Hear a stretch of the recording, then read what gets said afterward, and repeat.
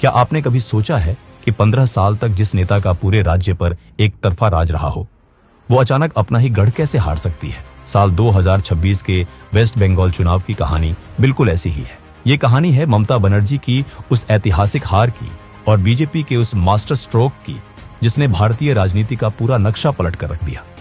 TMC की सरकार, जो कभी गरीबों और आम जनता की आवाज बनकर सत्ता में आई थी, अब भ्रष्टाचार, गुंडागर्दी और सिंडिकेट राज के दलदल में फंस चुकी थी। जनता बदलाव चाहती थी, लेकिन डर का माहौल इतना था कि कोई बोल नहीं पाता था।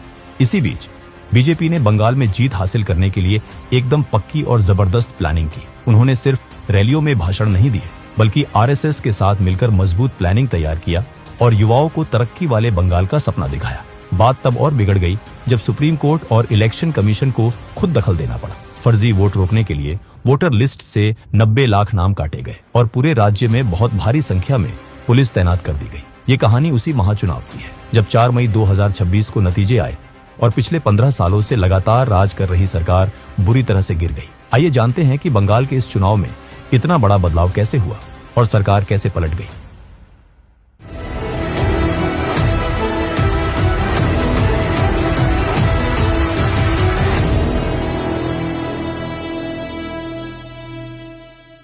उन्नीस सौ 70 का दशक।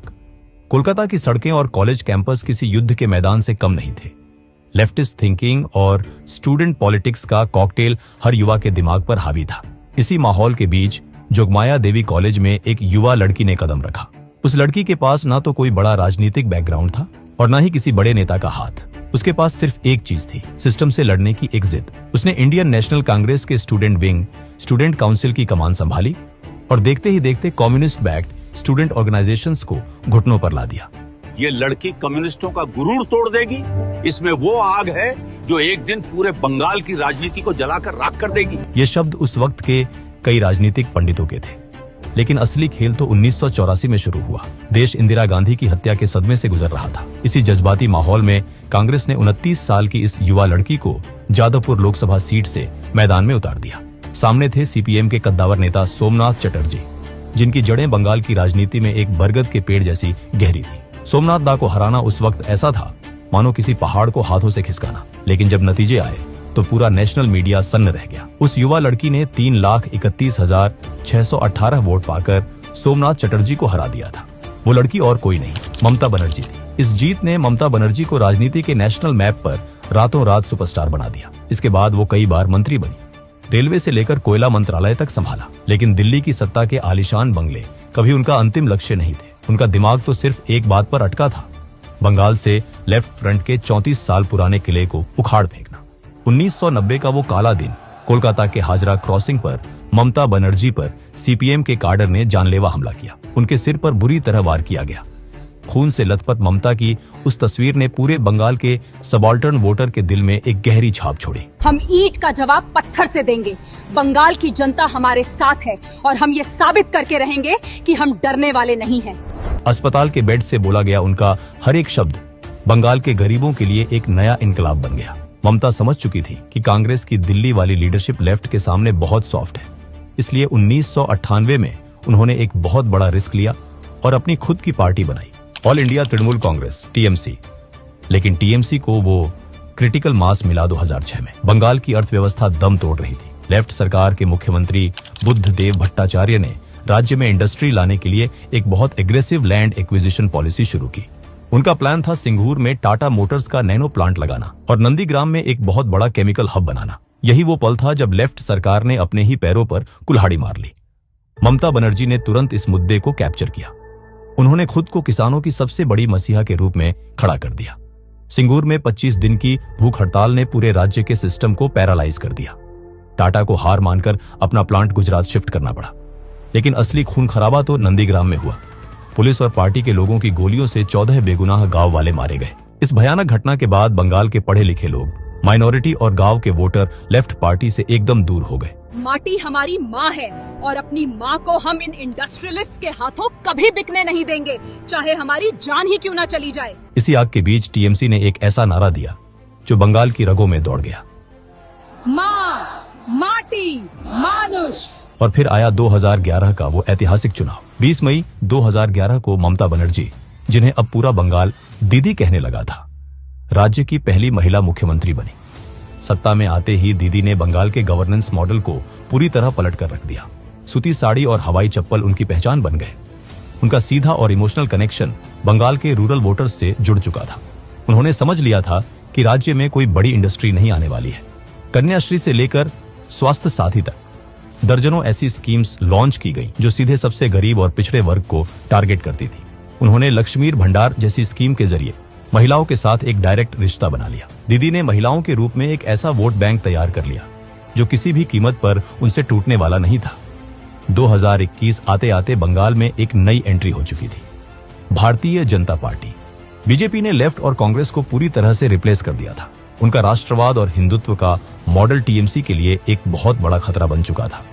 लेकिन 2021 के चुनावों में टीएमसी ने एक ऐसा डिफेंसिव सिस्टम तैयार किया जिसने बीजेपी के रथ को रोक दिया। बंगाल में सिर्फ एक ही खेल होगा और वो खेल हम ही जीतेंगे। दिल्ली वाले हमें कभी भी डरा या झुका नहीं सकते, यह था उनका नारा, खेला हो बे। टीएमसी ने खुद को बंगाली कल्चर के रक्षक के तौर पर प्रोजेक्ट किया। भले ही ममता बनर्जी खुद नंदीग्राम से चुनाव हार गई, लेकिन उनकी पार्टी ने बहुत बड़ी जीत दर्ज की। दीदी ने अपना तीसरा टर्म तो शुरू कर लिया, लेकिन इस तीसरे टर्म की नींव पहले दिन से ही दरकने लगी थी। इसकी सबसे बड़ी वजह बनी कोविड महामारी। जब बंगाल की जनता अस्पतालों के बाहर ऑक्सीजन और बेड के लिए तड़प रही थी, तब प्रशासन का पूरा ध्यान श्मशानों की हकीकत को फाइलों में दफन करने पर था। सरकार पर गंभीर आरोप लगे कि वो अपनी पॉलिटिकल इमेज बचाने के लिए जानबूझकर कोरोना से होने वाली मौतों के असली आंकड़े छिपा रही है। अस्पतालों की खौफनाक सच्चाई दुनिया के सामने न आए, इसके लिए मरीजों और डॉक्टरों के मोबाइल फोन इस्तेमाल करने पर भी बैन लगा दिया गया। विपक्षी दल, एक्टिविस्ट या कोई भी आम नागरिक जिसने सरकार से सवाल पूछने की हिम्मत की, उसे पुलिस की लाठियों और फर्जी मुकदमों का सामना करना पड़ा। ऑपोजिशन के नेताओं पर फेक न्यूज फैलाने के आरोप में तुरंत एफआईआर दर्ज की गई। इसने ममता बनर्जी के उस रक्षक वाले इमेज को तार तार कर दिया, जिसके दम पर उन्होंने बंगाल का दिल जीता था।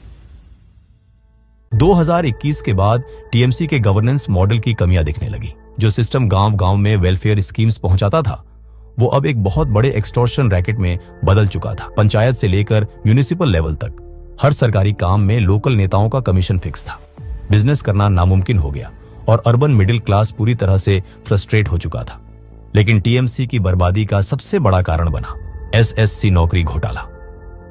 स्टेट एजुकेशन सेक्टर में मेरिट को किनारे रखकर हजारों टीचिंग और नॉन टीचिंग जॉब्स उन लोगों को बेच दी गई जिन्होंने इसके लिए लाखों की रिश्वत दी थी।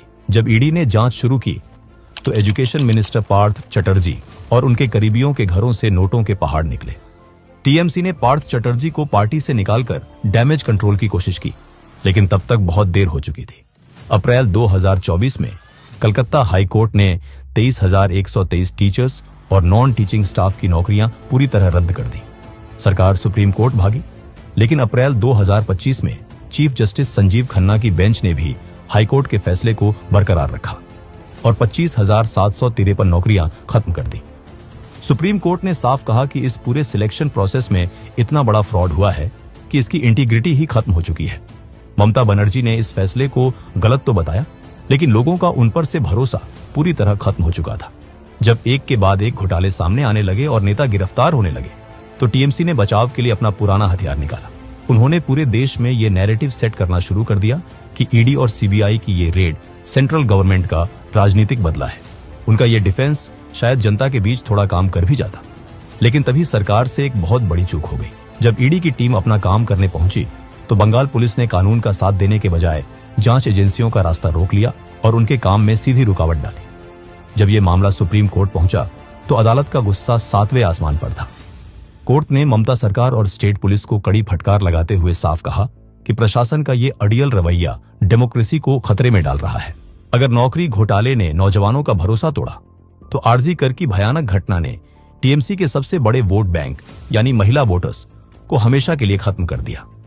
संदेशखाली गांव के इलाके में टीएमसी के लोकल गुंडों पर महिलाओं के साथ लगातार अत्याचार करने और उनकी जमीनें छीनने के बहुत ही गंभीर आरोप लगे। हद तो तब हो गई जब पुलिस कई हफ्तों तक मुख्य अपराधी को पकड़ ही नहीं पाई। इस घटना से ये एकदम साफ हो गया कि दीदी के राज में महिलाओं को सुरक्षा मिलने की बात सिर्फ एक धोखा है। लेकिन पूरे बंगाल की रूह तब कांप गई जब कोलकाता के सरकारी आरजी कर मेडिकल कॉलेज में ड्यूटी पर मौजूद एक महिला ट्रेनी डॉक्टर का रेप और मर्डर हुआ। इस घटना ने पूरे देश को झकझोर कर रख दिया। शुरू में सरकार ने इस पूरे मामले को बहुत हल्के में लिया और अस्पताल के ताकतवर लोगों को बचाने की कोशिश की। इससे जनता का गुस्सा फूट पड़ा और सड़कों पर एक बहुत बड़ा आंदोलन खड़ा हो गया। इसी गुस्से को भुनाने के लिए बीजेपी ने एक बहुत ही इमोशनल मास्टर स्ट्रोक खेला। उन्होंने पानीहाटी सीट से आरजी करके पीड़िता की मां को अपना उम्मीदवार बना दिया। जैसे जैसे 2026 के चुनाव नजदीक आए, election commission of India (ECI) ने एक ऐसा कदम उठाया जिसने पूरे बंगाल में पैनिक बटन दबा दिया। इस कदम का नाम था स्पेशल इंटेंसिव रिवीजन (SIR). संविधान के आर्टिकल 324 के तहत ECI ने वोटर लिस्ट सही करने के लिए घर घर जाकर चेकिंग शुरू कर दी। मकसद था मरे हुए, शिफ्ट हो चुके और गैर नागरिक वोटर्स को लिस्ट से हटाना। लेकिन इसका रिजल्ट बहुत ही शॉकिंग था। बंगाल से करीब 90 लाख वोटर्स के नाम काट दिए गए। राज्य के कुल वोटर्स की संख्या 7.66 करोड़ से घटकर 6.77 करोड़ रह गया। ये 12% की गिरावट थी। TMC ने इसे सर्जिकल स्ट्राइक बताया और आरोप लगाया कि ये एक सोची समझी साजिश है ताकि माइनॉरिटी वोटर्स को बाहर किया जा सके। वहीं बीजेपी ने इसे नेशनल सिक्योरिटी का मुद्दा बनाते हुए घुसपैठियों की सफाई बताया। ये माहौल बिल्कुल आसाम के NRC जैसा हो गया था। हालात इतने बिगड़ गए कि सुप्रीम कोर्ट को खुद दखल देना पड़ा। राज्य सरकार और ECI के बीच बिल्कुल भी भरोसा नहीं बचा था।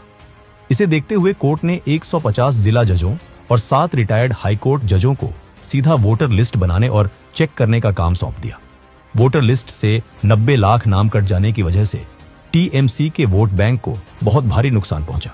मुर्शिदाबाद और मालदा जैसे इलाकों में डिलीट हुए वोट्स की संख्या TMC की पुरानी जीत के मार्जिन से भी ज्यादा थी। और इसी वक्त TMC को दूसरा बड़ा झटका लगा, आम जनता उन्नयन पार्टी AJUP के रूप में। TMC से निकाले गए नेता हुमायूं कबीर ने इस पार्टी को बनाया। हम किसी के गुलाम नहीं हैं। इस बार हम तय करेंगे कि बंगाल की कुर्सी पर कौन बैठेगा और हम अपना हक छीन कर लेंगे। कबीर की इस नई पार्टी ने मुर्शिदाबाद और मालदा में मुस्लिम वोटों का एक बहुत बड़ा हिस्सा काट लिया।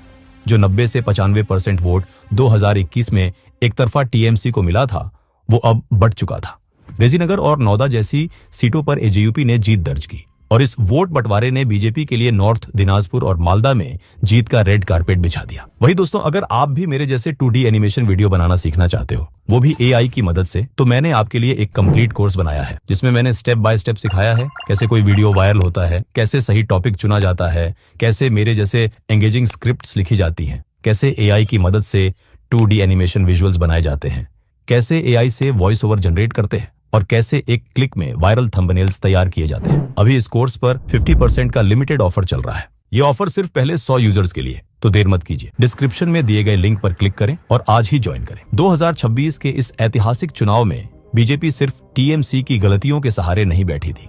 वो जानती थी कि बंगाल का किला फतेह करना है तो हवाई बातों से काम नहीं चलेगा। इसीलिए RSS की मदद से उन्होंने जमीनी स्तर पर एक बहुत ही सटीक और डीप प्लानिंग की। सबसे पहले उन्होंने पूरे राज्य के 44,000 पोलिंग बूथों का सर्वे